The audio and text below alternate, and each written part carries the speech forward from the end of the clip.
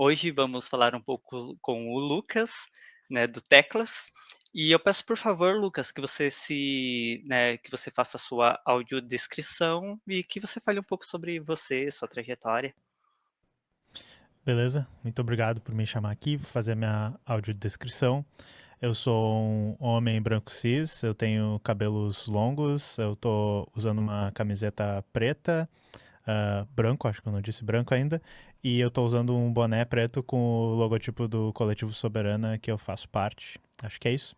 E sobre mim, eu sou formado em ciência da computação, né, e já atuo há mais que 10 anos, estava pensando até esses dias, quase 15 anos no campo de TI, como desenvolvedor de software, né? Hoje eu sou coordenador da minha equipe, eu trabalho numa empresa que desenvolve um sistema de videoconferência. E, além disso, eu já sou ativista político na área da tecnologia, eu posso dizer, há bastante tempo. Eu comecei a ser ativista no movimento do software livre, né?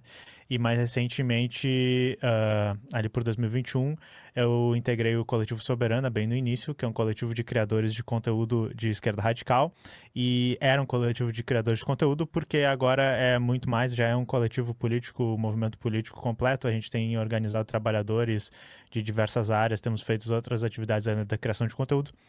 Mas hoje um dos grandes trabalhos que eu faço como parte do coletivo é o canal Tecnologia e Classe, que é um canal onde eu debato temas de tecnologia com o viés da classe trabalhadora. Então eu acho que até hoje é um canal bem diferenciado no YouTube, tem poucos que estão tendo uma proposta parecida, assim, que é basicamente trazer temas do dia a dia da tecnologia, de quem trabalha com tecnologia, trazer as notícias e debater isso com um viés da classe trabalhadora, falar sobre luta de classes, falar sobre a questão de como as empresas se relacionam com o nosso modo de produção, como os problemas que os trabalhadores da TI têm se relacionam com o nosso modo de produção.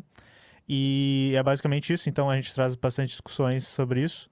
E hoje eu acho que vai ser bastante interessante as discussões que a gente pode trazer aqui, porque a questão da inclusão de minorias, de pessoas PCD, pessoas trans, mulheres, pessoas LGBT no campo da tecnologia é um tema que eu já discuti algumas vezes no canal. E é bastante interessante porque eu acho que tem uma barreira, que nem em várias áreas tem essa barreira, que é um pouco, tem suas especificidades, né? Tem, enfim, muita coisa interessante pra gente debater, mas é basicamente isso. Acho que eu expliquei direitinho aqui e tô louco pro papo que a gente vai ter hoje aqui, tô louco ansioso pra gente falar. Sim, perfeito.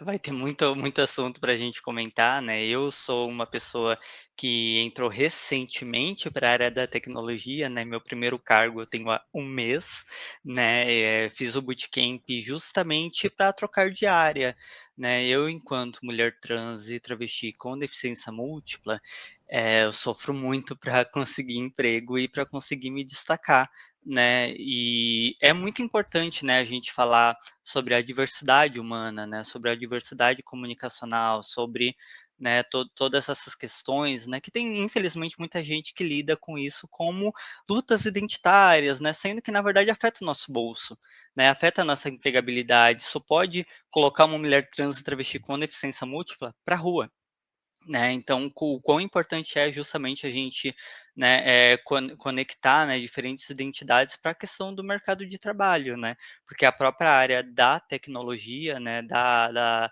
TI, ela é extremamente machista, ela é extremamente branca, né, ela é extremamente cis heteronormativa, né, então é realmente, né, de suma importância a gente, levantar, né, todos esses pontos.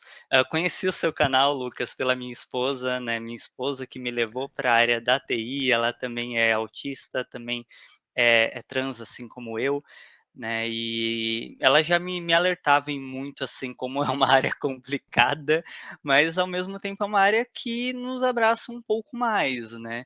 E, né, acredito que para começar, né, eu gostaria de falar um pouco sobre questão de empregabilidade, né, de pessoas no mercado de TI, né. Como a gente já estava conversando um pouco antes, né, Lucas, existem, várias pessoas falando que o mercado de TI como se ele fosse infinito, né, como se ele não tivesse um Sim. teto, tudo, e eu gostaria que você falasse um pouco sobre isso. Tem espaço para todo mundo? Beleza. Só uma dúvida que eu tenho. Eu tava vendo o vídeo da live, ele tá não listado. É assim mesmo ou É assim será mesmo. que eu esqueci? É assim mesmo. Ah, tá. Desculpe. O... Então, isso é bem interessante. E isso é um assunto que foi uma surpresa pra mim, porque quando eu comecei a fazer vídeos no canal, que nem eu disse, a proposta é tentar cavar um pouquinho mais fundo no que geralmente é o discurso padrão que tem sobre diversos assuntos, né? E esse foi uma surpresa porque eu quando eu descobri que existe meio que, como fazendo entre aspas, assim, uma grande conspiração para dizer que existem muitas vagas na TI, é uma coisa difícil de acreditar, porque, em resumo, é basicamente assim, existe um discurso contínuo que a gente está ouvindo da mídia, das notícias, né, jornais, revistas e de diversos relatórios que são feitos por grupos de pesquisa, por empresas e tal, de que não tem como dar conta de todas as necessidades na área de TI. Estamos formando muito poucas pessoas para a área e então sempre terá empregos, né, sobrando e o salário vai ser sempre muito concorrido. E assim, em momentos deu a impressão que era assim, mas eu acho que principalmente agora na pandemia, né, que foi um momento onde inclusive conheço muitas pessoas de outras áreas que têm uma jornada que nem a tua, Bruna, que é tá ruim na minha área, né? Porque houve um remexido no mercado ali para algumas áreas e a área da TI tá precisando de muita mão de obra. Mas daí a gente teve um refluxo disso, por exemplo, ali em 2022, 2023, quando teve muitas demissões de diversas empresas. Algumas empresas chegaram a demitir, sabe, 30% do contingente e tal, porque foi um reajuste por causa dessa questão da pandemia. E só que os relatórios que a gente vê, eles acabam dizendo, fazendo a gente acreditar que tem muitas vagas. Isso tem um motivo que a gente pode até chegar mais para frente, usando algumas más estatísticas assim. Daí tem um vídeo no canal lá que eu leio um texto, inclusive do eu sempre esqueço o nome do menino, mas é @lixeleto no Twitter e agora Blue Sky, mas ele fez um texto muito bom mostrando que esses relatórios geralmente eles superestimam quantas vagas tem da TI, então basicamente eles só pegam assim quantas pessoas tem trabalhando na Microsoft, eles vão dizer 10 mil. Só que, enfim, tem áreas que não são TI lá dentro.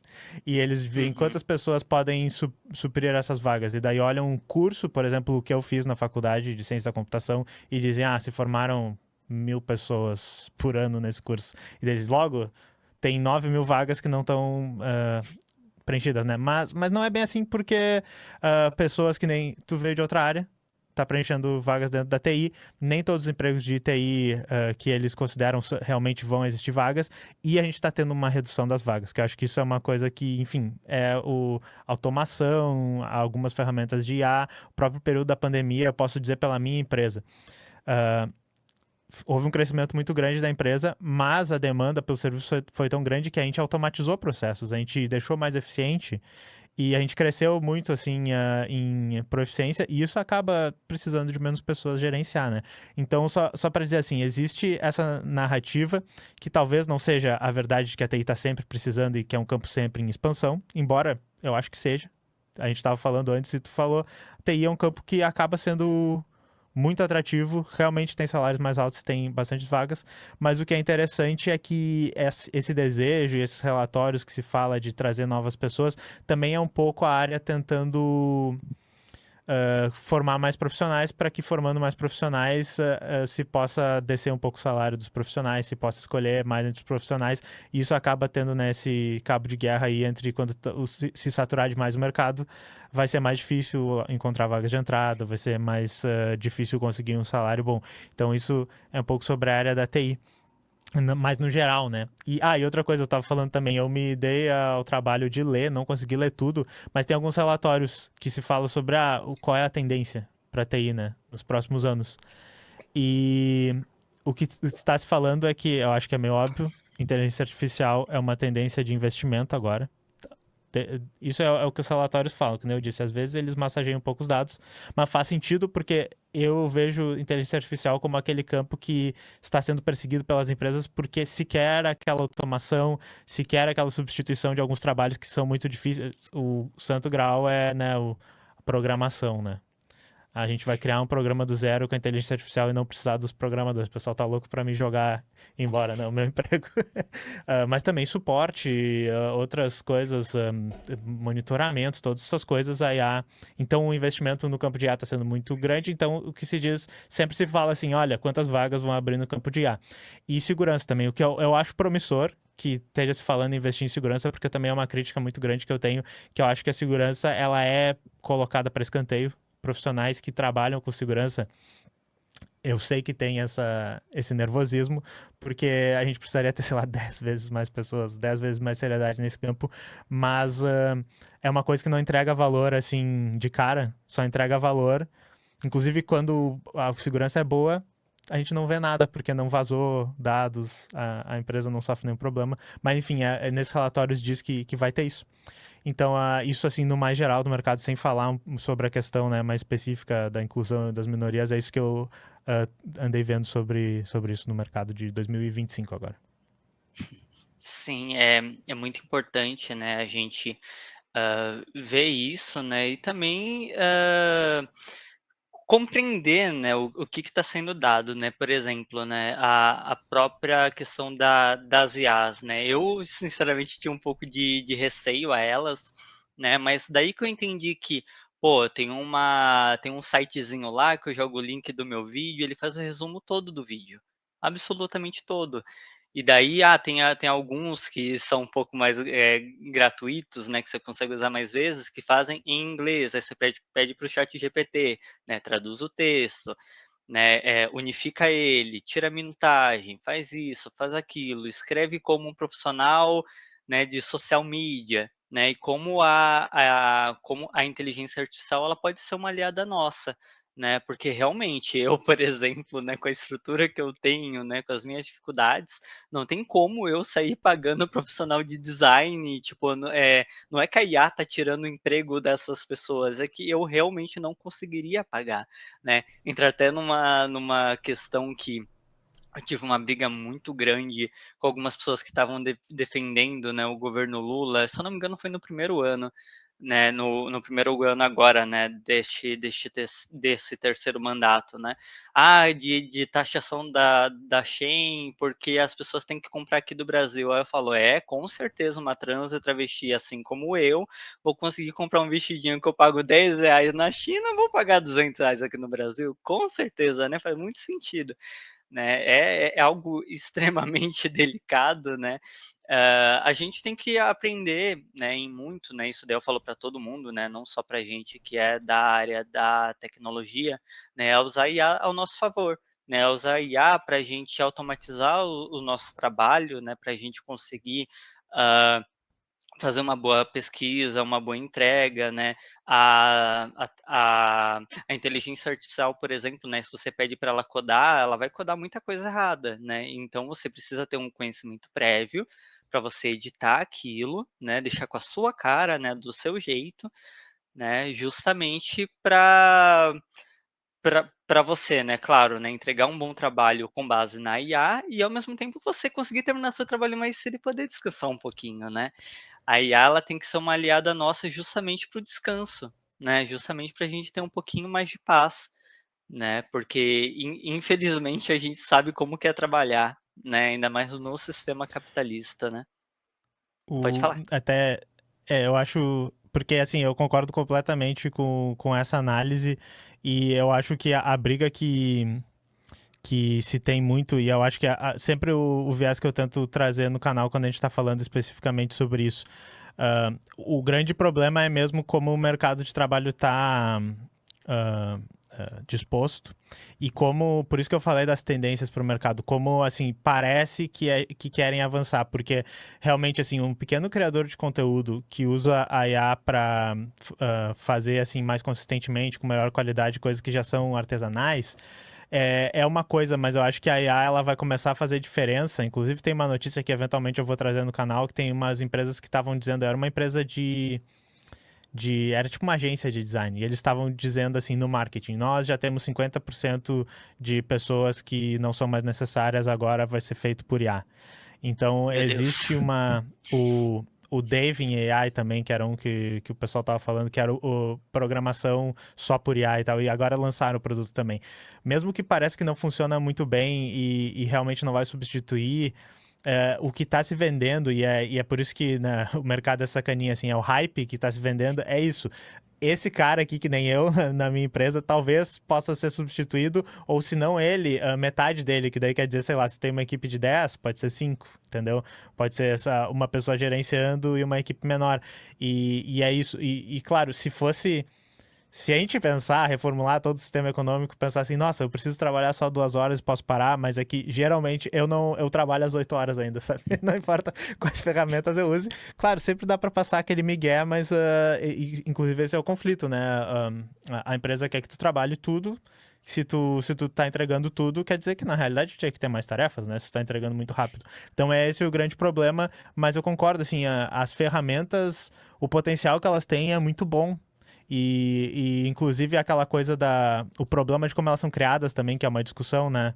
Usando o trabalho dos outros sem ser remunerado, às vezes usando trabalho mal remunerado de países periféricos do capitalismo, de pessoas que são minorias nesses países e daí conseguem esse tipo de emprego como sendo um emprego que remunera melhor ou que é o que remunera. Tem isso, mas se a gente pensasse que essa ferramenta está ajudando toda a humanidade, o que hoje não é bem isso, mas se a gente pensasse que ela está ajudando toda a humanidade, até não é tão problemático que assim usaram todo o nosso trabalho de graça, porque é uma ferramenta muito boa. Mas essa é a discussão, assim, mas eu concordo. Eu só não. Tem pessoas que querem acabar com a discussão dizendo coisas do tipo. Isso é inevitável, usem as ferramentas. E não é isso, né, que a gente está dizendo, mas também tem pessoas que, assim, não, é antiético usar essas ferramentas, vocês não deveriam usar. Mas daí realmente não tem como lidar dessa maneira, assim, a gente tem que navegar um pouco no meio, mas sempre tendo essas discussões, acho que isso é o que é interessante. Sim, não tem como resumir, né, tudo a uma certeza absoluta, né, tudo pode ser questionável, né, tudo é muito incerto, ainda mais no nosso campo, né, Lucas, a gente, tem que ter uma criticidade muito forte, né, principalmente sobre esse uso, né, de trabalho dos outros, né, que não é devidamente remunerado, direitos autorais, né, realmente algo muito delicado mesmo, né. Eu mesma, tipo, com a minha esposa, né, ela me mostrando, tipo, pô, muito trabalho que eu faria, né, manualmente, né, que eu não pagaria alguém porque eu não tenho essa condição, mas que eu faria manualmente, a gente pode usar a IA ao nosso favor, né, e nisso daí acredito muito que a gente realmente tem que usar, né, e claro, né, não para não para usar o trabalho dos outros de forma ilegal, né, a gente tem que usar de forma muito consciente, eu mesmo só uso para o meu trabalho, né, eu pego o link dos meus vídeos, faço zoom dos meus vídeos, né, então é muito importante fazer com essa consciência. Particularmente, na minha opinião, duvido muito que a tecnologia vai simplesmente substituir o trabalho do homem, né, tanto que tem muita bizarrice tremenda com IA, né, acho que a gente está cansado de ver isso, né, e precisa ter alguém supervisionando, no mínimo, né. E eu tive um curso recentemente de automação que, assim, claro, né, eu estou começando a minha formação, né, eu tô achando bem interessante pesquisar muita coisa, né, tipo, por exemplo, da própria IA, ela tem viés, né, não tem como a gente falar que não, né, ela é feita por alguém, né, e daí entra num caso que eu aprendi na Accenture, que eu acho muito interessante, né, é da gente saber pesquisar, né, da gente não só pesquisar médico e gerar uma imagem que vai ser uma imagem extremamente estereotipada, e a gente procurar por médicos negros, por médicos com deficiência, né, a gente e justamente, né, forçando o algoritmo a nos entregar coisas que não são tão genéricas, né, e que não vão entregar apenas o puro suco do chorume, né, o puro suco do estereótipo, né, racista, racial, né, racista, racial, eu fui um pouco redundante, né, mas enfim, coisas de live, acontece. E uma coisa que eu ia falar sobre automação, né, eu tive uma aula justamente sobre né, como pessoas, né, que fazem atendimento de telemarketing, né, como existem trabalhos que são muito monótonos, né, que uma IA facilmente consegue substituir, e como eles ainda precisam do atendente do call center, porque às vezes a IA não vai ser o suficiente para suprir nessa demanda, né, esse problema que a pessoa está passando. Às vezes o método está até lá, mas a pessoa não vai saber usar aquela IA, né, que está conversando com ela ao favor dela, né? Então vai sempre ser preciso, né, uma pessoa. E como os trabalhos, né, justamente eles vão sendo remodelados, né, para coisas mais complexas, né? Normalmente hoje em dia, né, para lugares, né, que usam de atendente virtual, né, o que cai na mão da pessoa que está fazendo call center vai ser um trabalho muito mais complexo do que uma simples coisinha que ela resolve com aquela IA conversacional, né? Então, nem sei se eu estou usando o termo certo, tá? Qualquer coisa me corrige, que às vezes eu me confundo um pouco nos termos da tecnologia, né? Mas é complicado, né? A gente, infelizmente, tem que se adequar, e daí entra numa questão que eu tenho muito com a minha esposa hoje, né? Eu era operadora de caixa até pouco tempo atrás, né? E que incentivo a gente tem de estudar, de se aprimorar, de né, subir de cargo, vai subir para onde uma operadora de caixa, né? Então o mercado é muito cruel, né? Principalmente com cargos mais baixos, né, com cargos sem possibilidade de crescimento. Hoje eu sou júnior, eu tenho possibilidade Uhum, de crescimento. sim. Eu estou tendo todo um aparato, né, para me estudar, para me fazer inglês e tudo, mas essa não é a realidade da população brasileira, né? E a gente não pode, né? Tanto eu, você, Lucas, né, e quanto todas as outras pessoas que estão com o mínimo de dignidade, né? Eu espero que você esteja. Eu, graças a Deus estou, né, de simplesmente fechar os olhos para quem está, né, mais embaixo da gente, né, para quem não tem essa possibilidade de acompanhar, né, todo esse desenvolvimento tecnológico. Não, porque eu acho que o que é interessante, a gente podia tentar entrar nesse ponto do que a TI ainda é um campo diferenciado por causa disso, porque tem uma demanda muito grande. E eu acho que parte desse mito que existe da TI ser o campo perfeito é porque a gente. Uh, a gente, por exemplo, não aprendi a minha função na faculdade, sabe? Eu realmente tive que aprender trabalhando. A minha faculdade foi muito boa. Eu acho que eu sempre, se as pessoas perguntam, porque eu fiz ciência da computação, né? Se as pessoas perguntam, valeu a pena fazer faculdade? Eu achei que valeu a pena porque tem, volta e meia tem problemas que eles são assim, eu ouvi falar sobre isso, eu ouvi pensar um pouco mais criticamente sobre esse tipo de coisa, aquelas coisas que as pessoas pensam, quando eu vou usar isso, né? Mas o campo da TI, ele é um campo muito, como ele avança muito rápido, é um campo que é fácil das pessoas entrarem, começarem a aprender hoje e daqui a pouco a pessoa já tá tão expert quanto tem alguns assuntos que eu não sei nada e que estão na moda. Daí se tu começar a estudar em um ano, tu pode estar mais expert do que eu, porque eu estou trabalhando numa outra área. Então isso é muito interessante. E existe, eu sempre falo, existe uma necessidade do campo da TI, eu acho, de se transformar mais numa coisa que parece mais uma engenharia. Eu acho que existe esse desejo de esquematizar um pouco mais o campo, de documentar melhor as coisas, de ter resultados que a gente vai entrar com tantas pessoas trabalhando por tanto tempo aqui e vai sair um projeto, porque tu já tá algum tempinho trabalhando, mas quando tu ficar mais tempo trabalhando também no campo, tu vai ver que, assim, questão de prazo, questão de o produto foi planejado assim, vai sair assim? Não. O campo da TI é muito... E a gente aprende a navegar isso. Tá? Inclusive, eu acho que é uma coisa muito interessante, porque não é um campo tão técnico quanto as pessoas acham. É um campo que tem muita interação social. É um campo que tem muita conversa, muito tu tem que falar com o cliente, falar com a equipe, falar e vai sair uma coisa que não é o que ninguém estava imaginando. É um campo extremamente social. E Uhum. onde é que eu queria chegar quanto a isso?